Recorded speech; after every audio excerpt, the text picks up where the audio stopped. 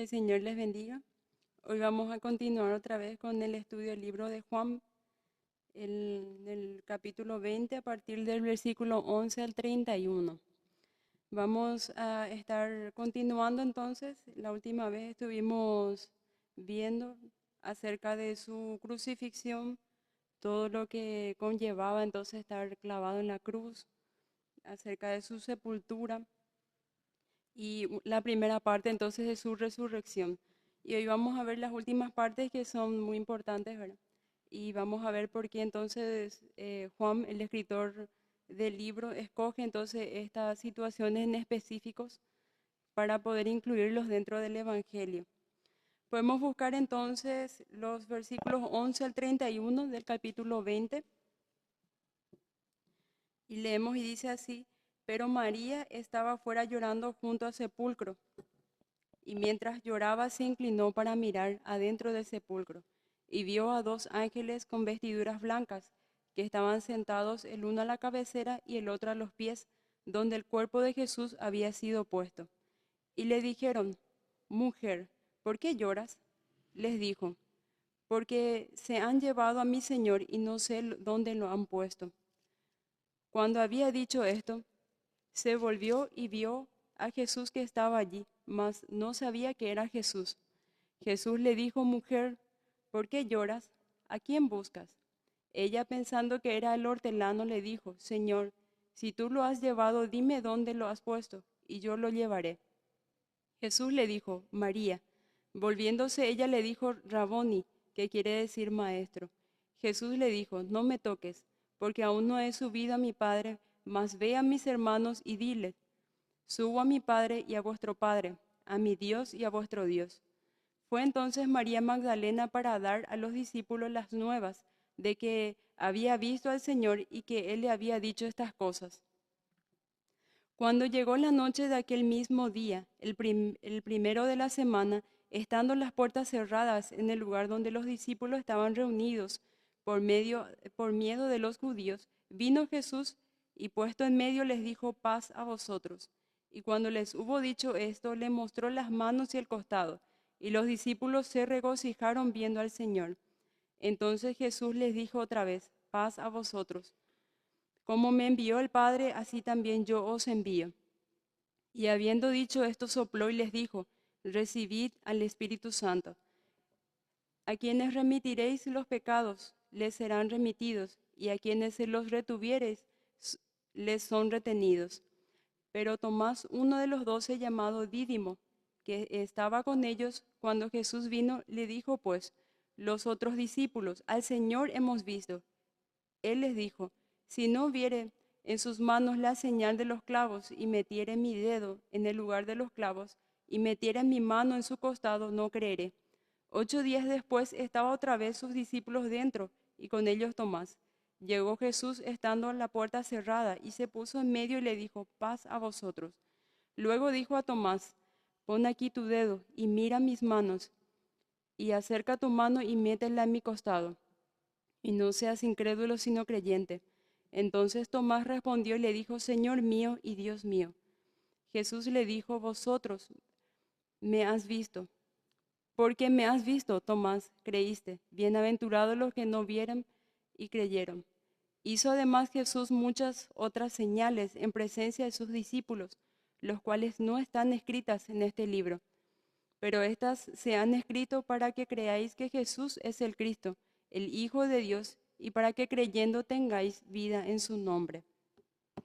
Eso entonces son todos los versículos que vamos a estar arrancando entonces, y analizando en esta noche. Es un poco larga, entonces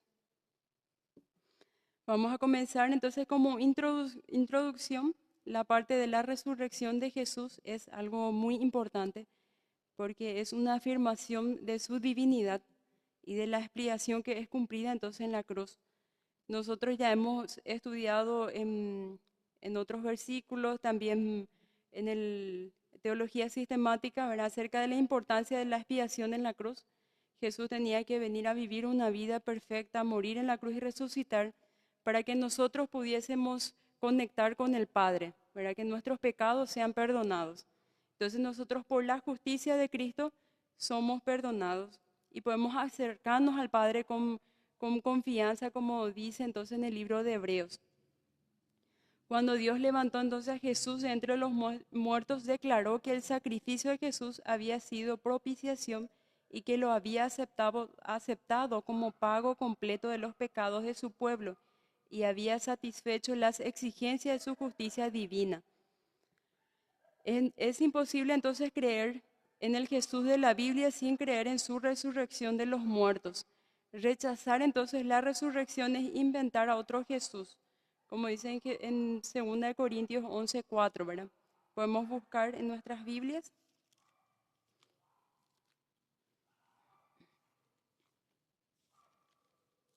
2 Corintios 11:4.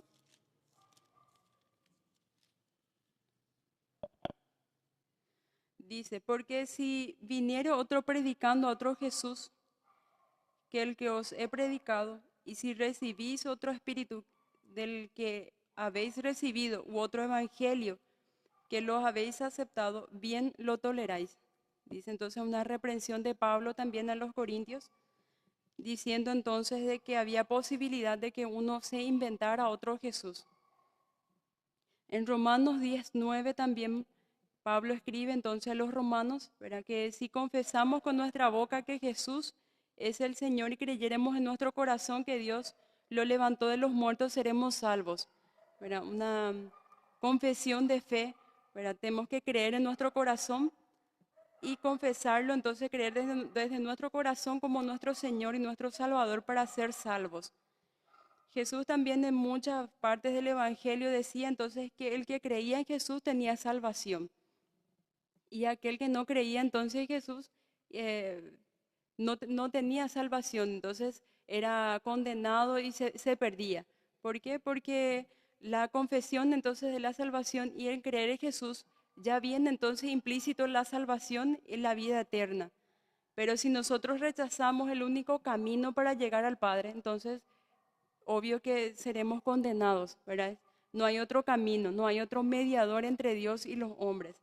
Por eso entonces Jesús necesitaba morir en esa cruz, morir en nuestro lugar, ser azotado por nuestros pecados y resucitar victorioso.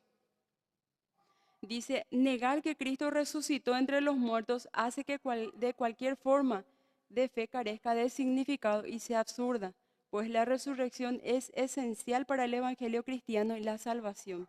Un Salvador muerto y quedado en la tumba y podrido ahí no sirve de mucho, ¿verdad? Pero un Salvador que muere y resucita al final y vence la muerte, entonces es esencial. Y eso encontramos nosotros en 1 Corintios 15, en los versículos 14, luego el 16 al 19. En ese orden, entonces, lo que más bien explica entonces Pablo en su carta. 1 Corintios 15.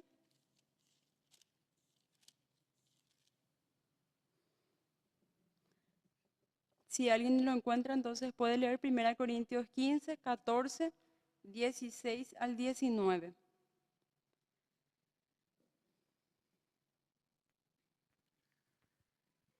15:14.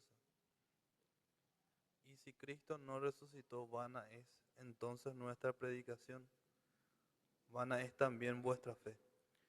Y somos hallados falsos testigos de Dios, porque hemos testificado de Dios que Él resucitó a Cristo, al cual no resucitó.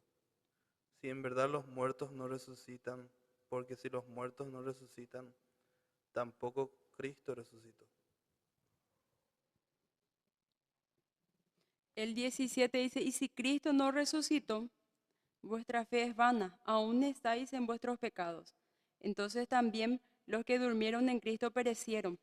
Y así va explicando entonces la importancia de la resurrección de Cristo. Si Cristo no resucita, entonces toda nuestra fe es vana también, ¿verdad? Se necesita entonces de un Cristo, de un Salvador que venza la muerte, que cumpla entonces el sacrificio perfecto, ¿verdad? Ante el Padre. Con respecto entonces a la importancia de la resurrección, se han inventado varias teorías entonces para poder desacreditar la obra de Cristo en la cruz.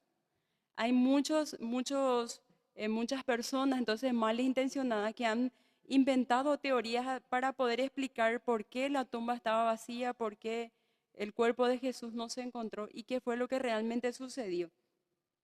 Y una de las teorías son del siglo XVIII y XIX, que es la teoría del desvanecimiento, que es una de las favoritas de los racionalistas. Argumenta entonces que en realidad Jesús no murió en la cruz, que en su lugar estuvo en un semicoma, en un choque circulatorio y la pérdida de sangre. En esa condición parecía estar muerta, por lo que lo bajaron de la cruz y lo enterraron, pero que seguía vivo. Y después las especias y el frío de la tumba, entonces lo revivieron. Entonces Jesús salió de la tumba, se encontró con los discípulos y ellos supusieron erradamente que él se había levantado de los muertos. Entonces esta es en síntesis, ¿verdad? Toda la teoría del desvanecimiento, que Jesús en realidad no murió, que él estaba semi muerto, no había entonces expirado y que así lo enterraron y él entonces luego revivió. Los discípulos creyeron que él había revivido. Pero hay muchas preguntas, entonces si nosotros nos ponemos a analizar cómo entonces Jesús, debilitado por los azotes brutales y los efectos de la crucifixión, entonces pudo haber sobrevivido 3 días sin agua, comida, cuidados médicos. Tampoco se explica entonces cómo un hombre en tal estado de debilidad pudo haberse liberado de la ropa morturienta que lo envolvía. Cuando nosotros estudiamos Juan y vemos que Lázaro al salir de la tumba ya resucitado, ¿qué dijo Jesús? Libérenlo o desátenlo, decía, porque evidentemente Lázaro no podía hacerlo solo. Necesitaba entonces una tercera persona que cortara las vendas. ¿Cómo entonces un hombre ensangrentado, golpeado, y como describe Isaías entonces que fue molido por nuestros pecados, no había parecer en él? O sea que él no tenía figura humana. Y según como nosotros vemos también en las películas, ¿verdad?, hechas por Mel Gibson, que era la más real, la más cercana a lo que en realidad sucedió, vemos nosotros que perdió demasiada sangre, había partes en el que se veía su hueso, ¿verdad?, de tantos azotes que recibió. Y cómo entonces un hombre en ese estado pudo sobrevivir 3 días en una tumba que no tenía cuidados médicos, no tenía ahí comida, no tenía agua. ¿Cómo entonces en ese estado, verdad? Como sabemos, las tumbas no van a estar tampoco tan limpias, ¿verdad? Como lo que sus heridas entonces tampoco sufrieron algún tipo de infección. Y lo más ilógico de todo es pensar entonces cómo Jesús en ese estado, si en realidad él no murió del todo y se le enterró, ¿verdad?, en una tumba, casi, digámosle, semi muerto, ¿cómo pudo sacar entonces la piedra que estaba tapando la tumba? En el estudio anterior estaban explicando entonces de que la tumba fue movida, entonces fue sellada con 20 hombres, se necesitó 20 hombres, esa tumba tenía un sello romano. ¿Y cómo entonces un hombre semi muerto pudo haber sacado esa tumba, haber sacado esa tapa que se necesitó de 20 fuerzas, ¿verdad?, para poner, caminar kilómetros hasta Emaús con los pies perforados, porque él fue perforado en los pies?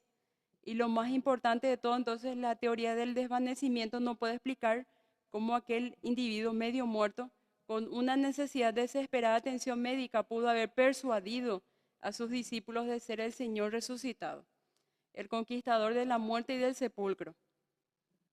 Entonces vemos que esta teoría no puede explicar muchas cosas, ¿verdad?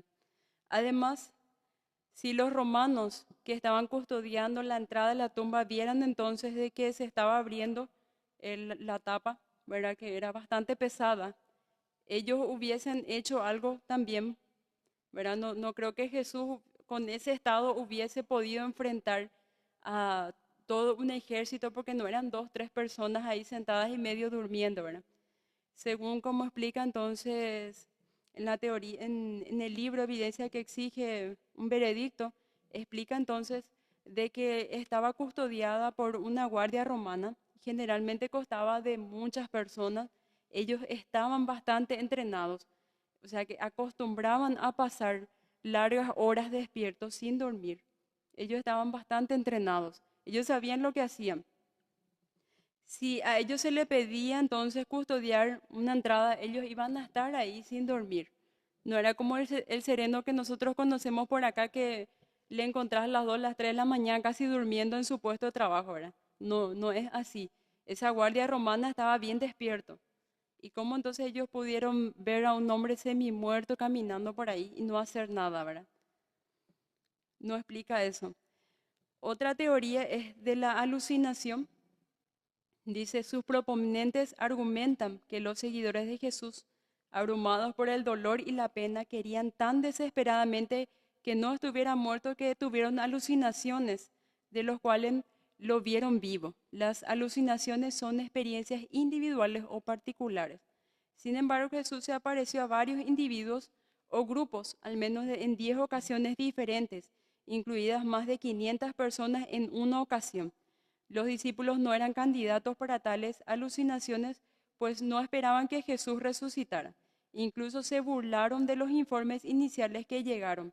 Esta teoría tampoco explica por qué las personas con supuestas alucinaciones de Jesús no lo reconocieron.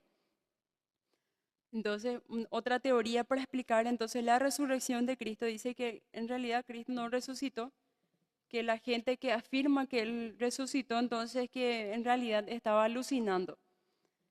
Creyeron ver a Jesús vivo, de tanto entonces que Jesús anunciaba a través de todo su ministerio que Él iba a volver a resucitar, de que ellos le vieron a Él vivo, pero en realidad no lo estaba, ¿verdad? Pero la alucinación solamente ocurre en forma individual o particular y con aquellas personas que están en un estado psiquiátrico un poco grave, ¿verdad?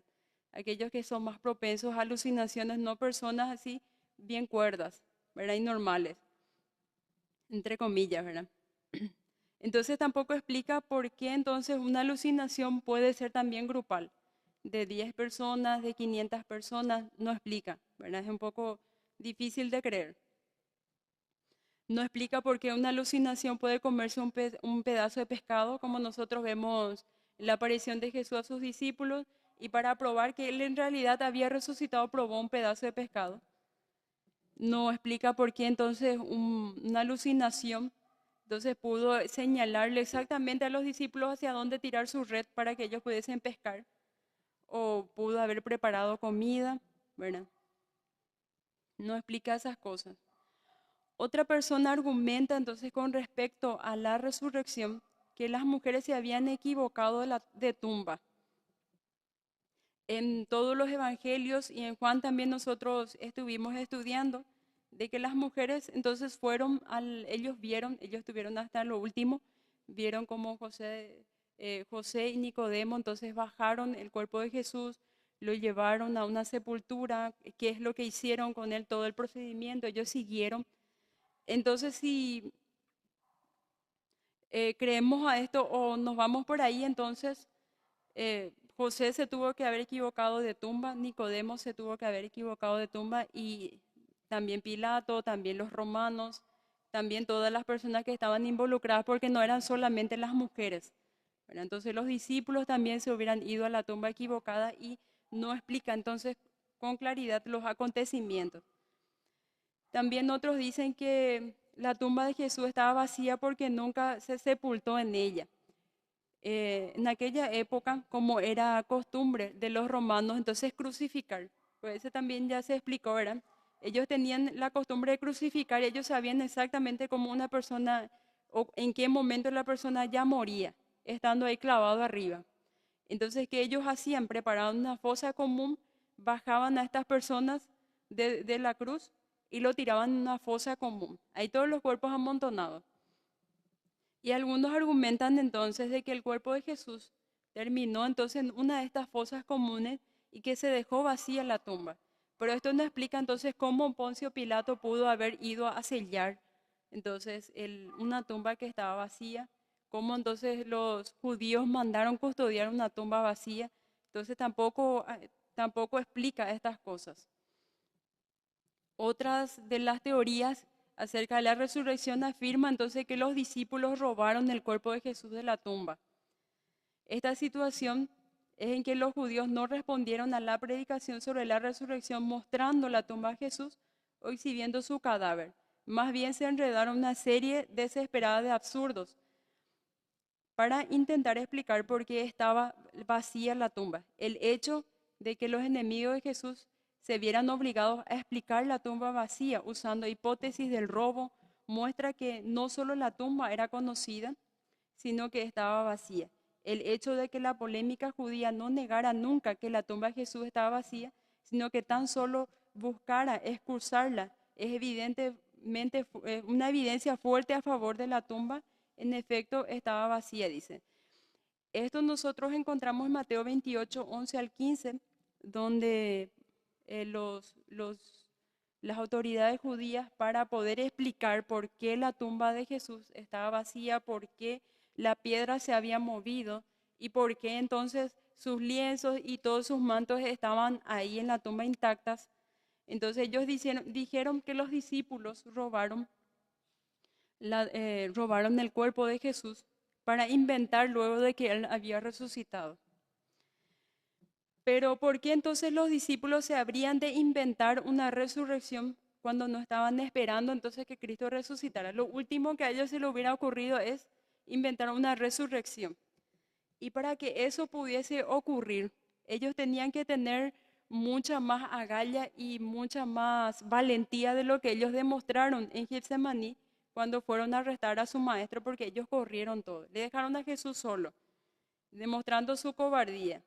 Pedro dijo, ¿verdad?, en la última cena que estaba dispuesto a morir con Jesús, pero todos corrieron, ¿verdad? Nadie estaba con Jesús en ese momento.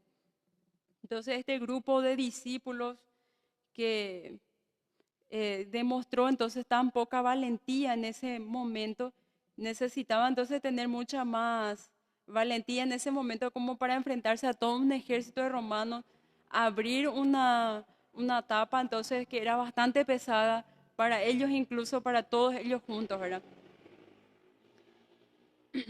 Otros dicen, ¿verdad?, de que capaz los discípulos no robaron, pero sí los romanos o los judíos habrán entonces, en ese entonces era común que hubiera entonces también algunos ladrones que se robaban los cuerpos para alguna razón, ¿verdad?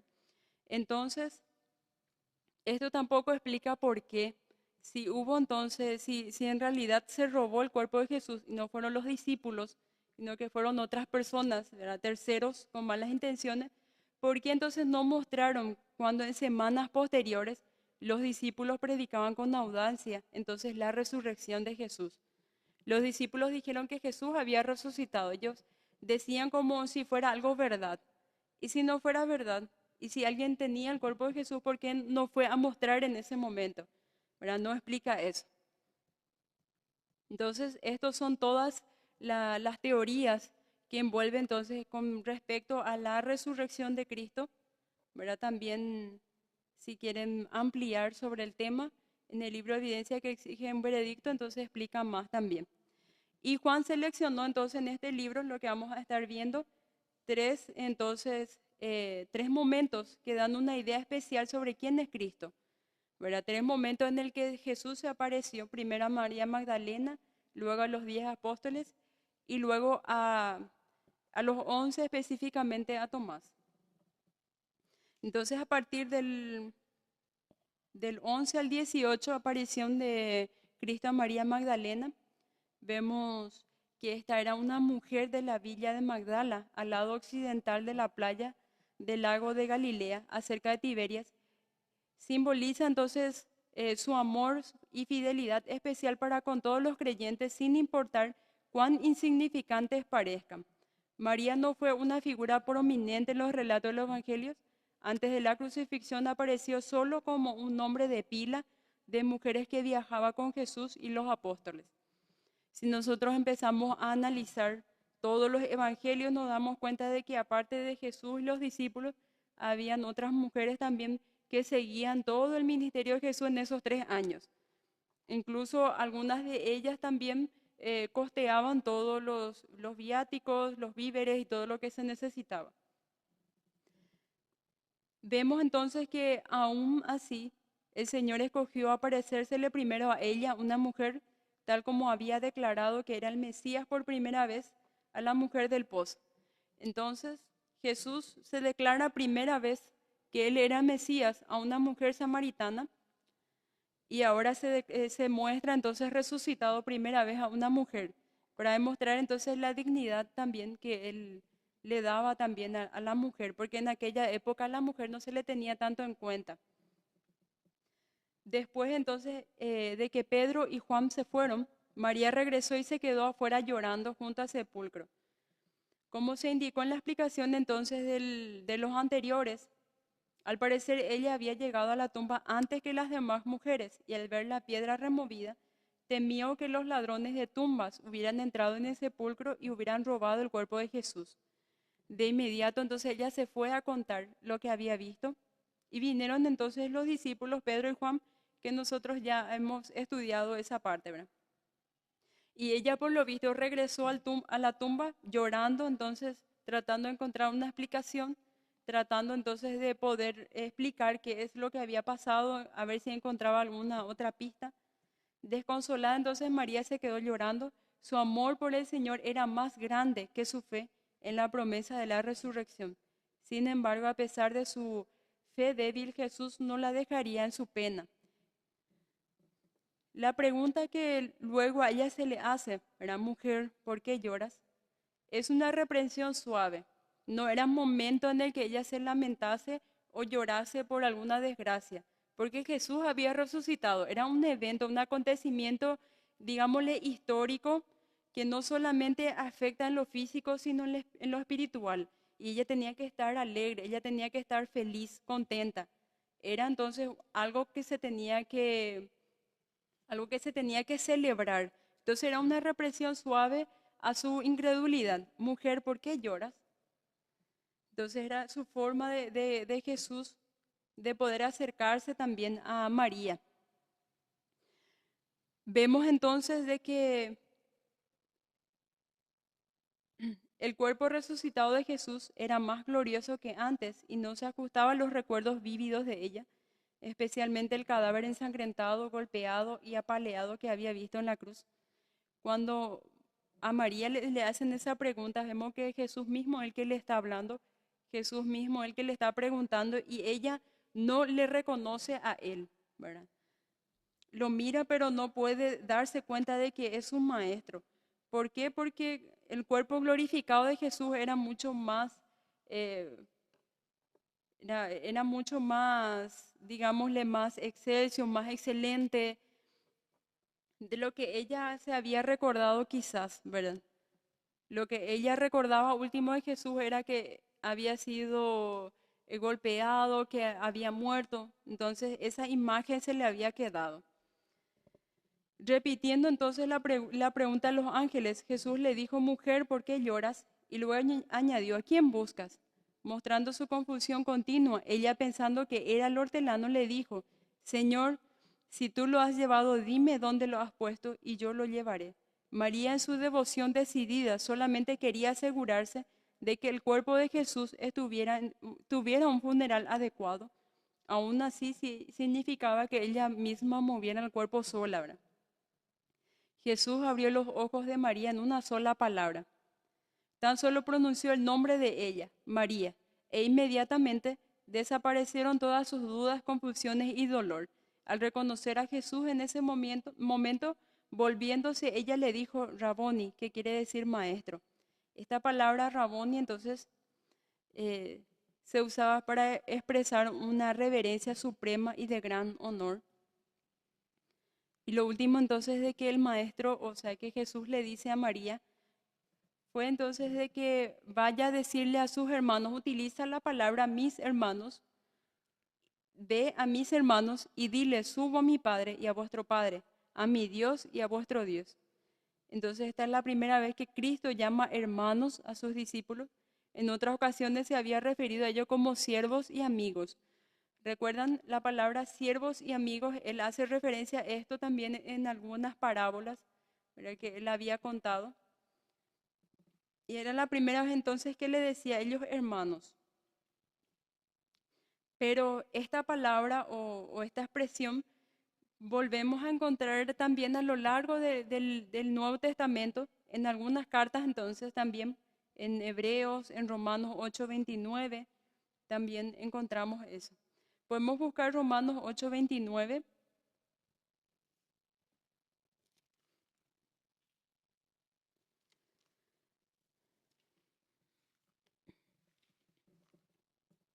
Si alguien lo encuentra, entonces puede leernos bien fuerte.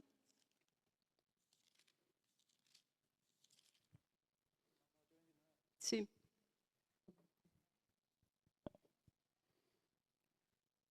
Porque a lo que antes conoció, también lo predestinó para que fuesen hechos conforme a la imagen de su Hijo, para que Él sea el primogénito entre muchos hermanos. Amén. La expresión entonces, el primogénito entre muchos hermanos, nos hace a nosotros entender que una vez que nosotros aceptamos entonces a Jesús como nuestro Señor y Salvador, somos entonces adoptados como hijos por Dios y por lo tanto somos hermanos de Jesús y Él es el primogénito entre muchos hermanos, ¿verdad? No es tanto por orden de nacimiento como nosotros más o menos nos acostumbramos entonces en nuestras familias a decir el primogénito porque nació primero. En este caso, cuando se refiere a primogénito, dice porque él es el más importante, sería por rango o por importancia. El primogénito entre muchos hermanos. Él era entonces el más importante, el principal entre todos los hermanos. Y nuestra justicia también, ¿verdad? Los otros acontecimientos que nosotros vemos en donde Jesús se aparece es a sus 10 discípulos. Vemos entonces la escena, ¿verdad? Previo a los días de la resurrección, que todos los discípulos estaban reunidos en un lugar, con las puertas bien aseguradas y cerradas, con cerrojos. Ellos quizás estaban con miedo, con alguna inseguridad. Su maestro había sido crucificado, muerto en mano de los romanos, y ellos temían lo peor. Capaz a ellos también les tocaba algo de eso, entonces si es que se les pillaba o se les perseguía aún, ¿verdad? Entonces, por miedo a las autoridades, ellos cerraron bien la puerta, ¿verdad?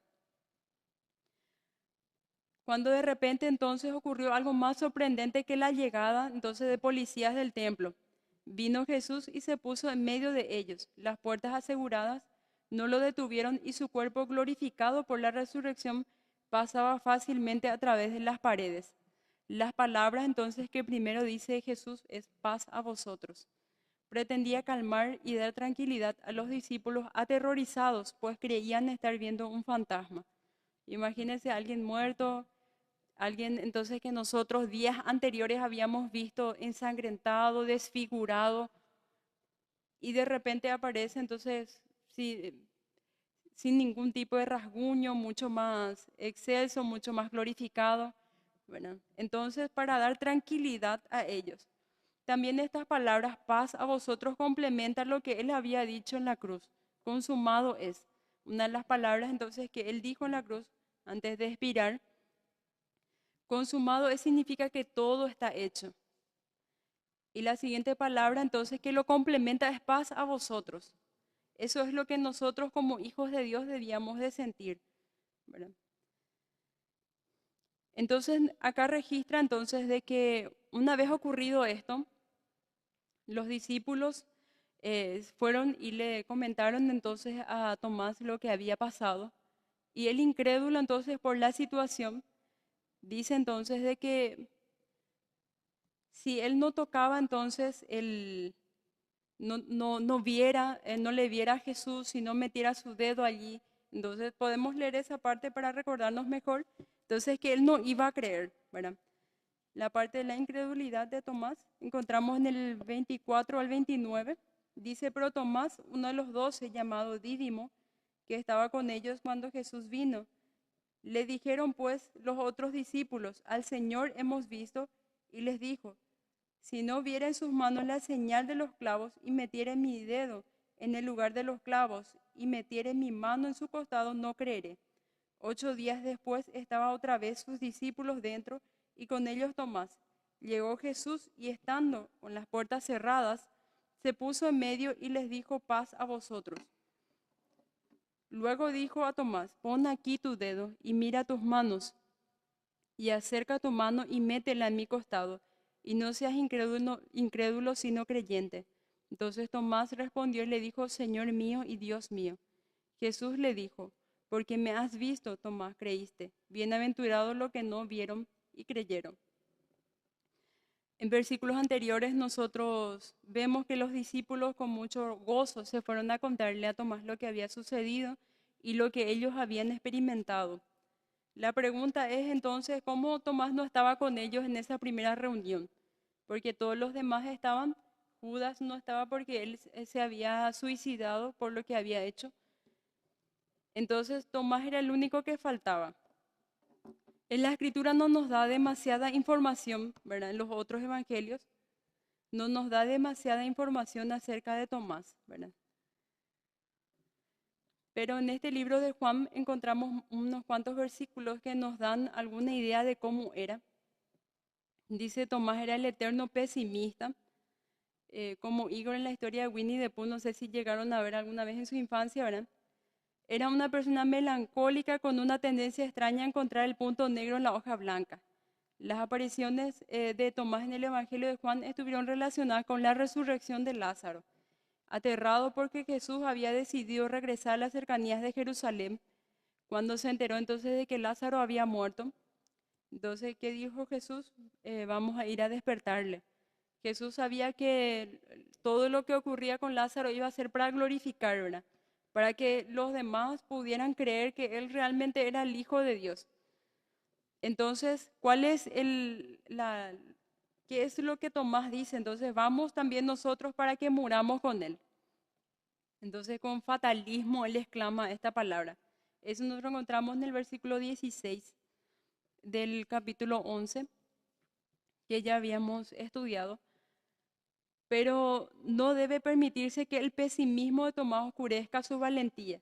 A pesar de que pensó que la situación no tenía esperanzas, estaba decidido a ofrecer su vida por el Señor. Su amor por Jesús era tan fuerte que habría preferido morir con él en lugar de estar separado de él. Tomás vuelve a aparecer en el aposento alto. Jesús acababa de anunciar su partida inminente y les recordó a los discípulos que sabía a dónde iba él. Con el corazón hecho pedazos por la partida de Jesús, Tomás se apresuró a contradecirlo diciendo, Señor, no sabemos a dónde vas. ¿Cómo pues podemos saber el camino? Entonces eso encontramos nosotros en Juan 14:5.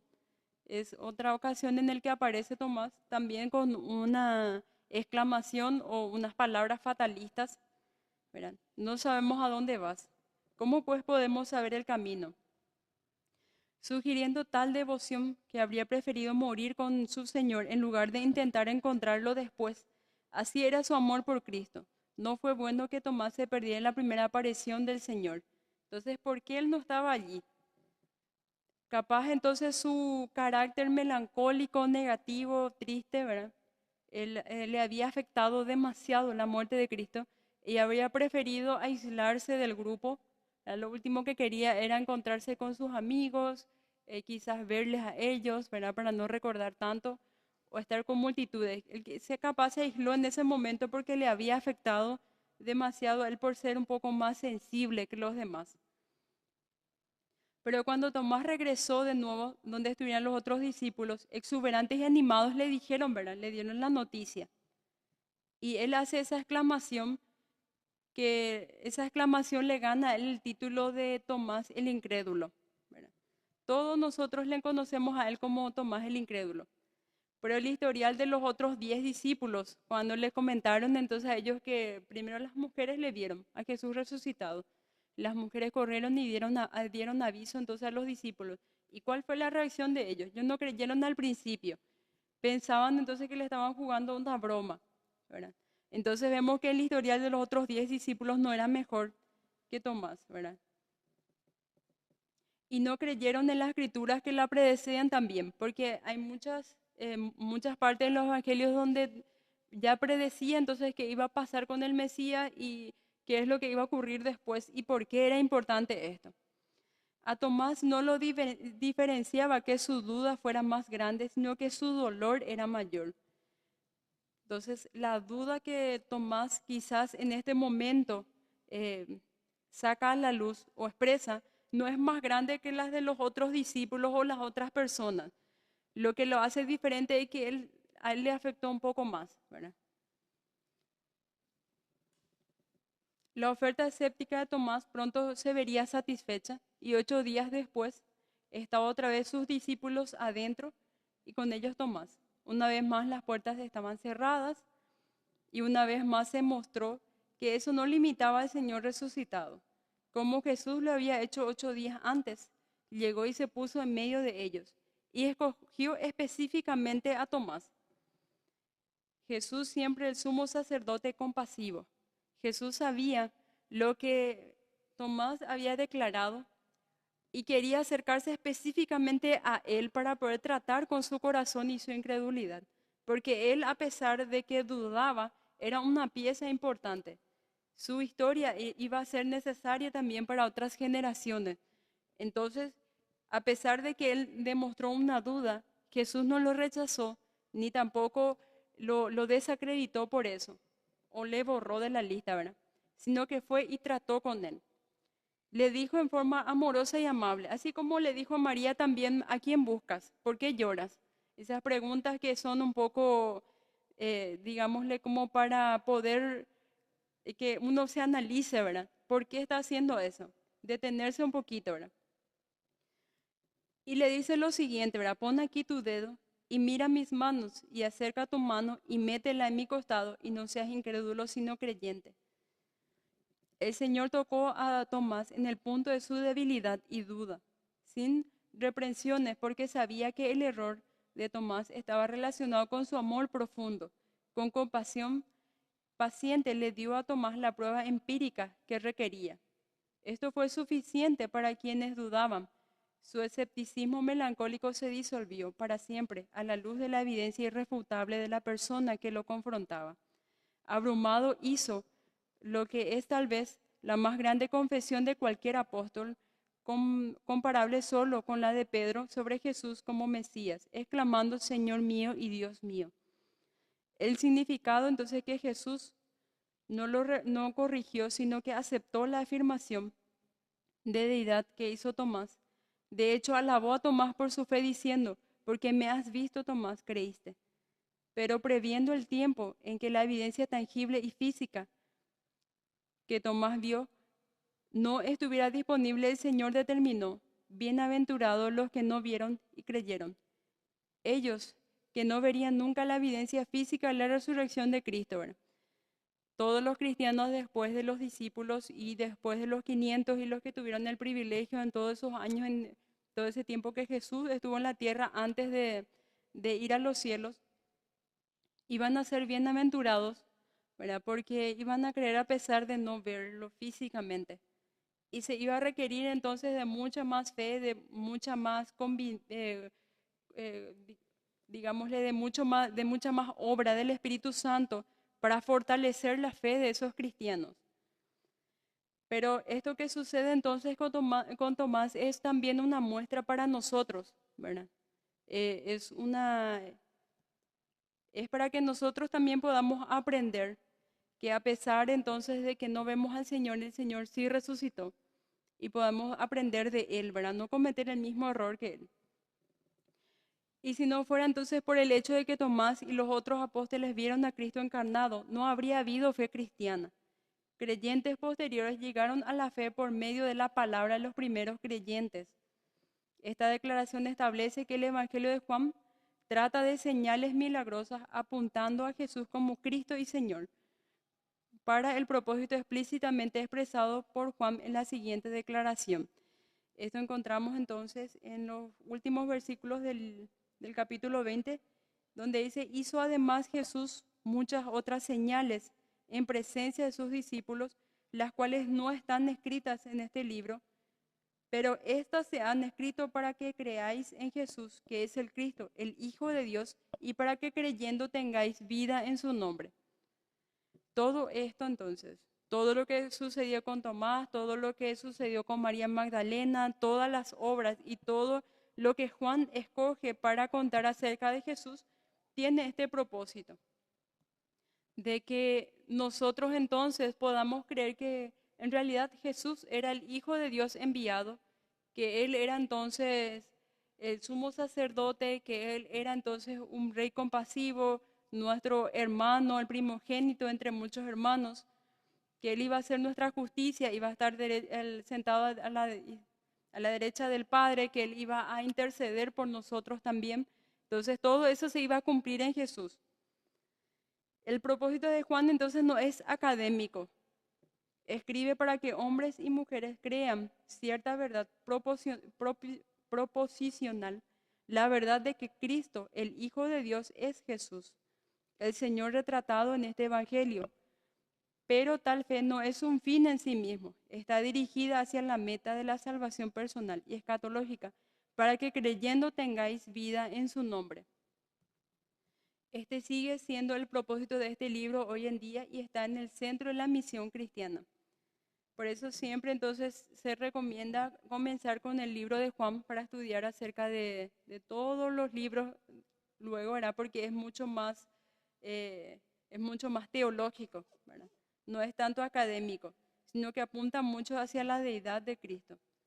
Y esto entonces es el estudio de hoy, la importancia de por qué Cristo tenía que resucitar, por qué entonces muchas personas que están en contra del Evangelio atacaron demasiado con teorías acerca de la resurrección, y por qué entonces Jesús tuvo que aparecerse a estas personas. Ahora vemos que escoge a María, que estaba débil, estaba llorando con una fe dudosa, escoge aparecérsele a Tomás y trabajar con su incredulidad. Ahora vemos ahí también la compasión del Señor, que no busca a personas que están ahí firmes en la fe, que no busca a personas que quizás que ya saben todo o que no necesitan, sino que específicamente se va y se acerca a esas personas que dudan, que se creen poca cosa, se acerca a personas entonces como María, como Tomás, ¿verdad? Se acerca a ese tipo de personas y nos da a nosotros la esperanza de que Él tampoco nos va a dejar a nosotros desamparados o tampoco nos va a rechazar si nos acercamos a Él, ¿verdad? Y eso es todo lo que trata entonces de este libro. Y la próxima semana vamos a estar estudiando entonces para culminar todo lo que es el capítulo 21 de este libro. Que el Señor les bendiga.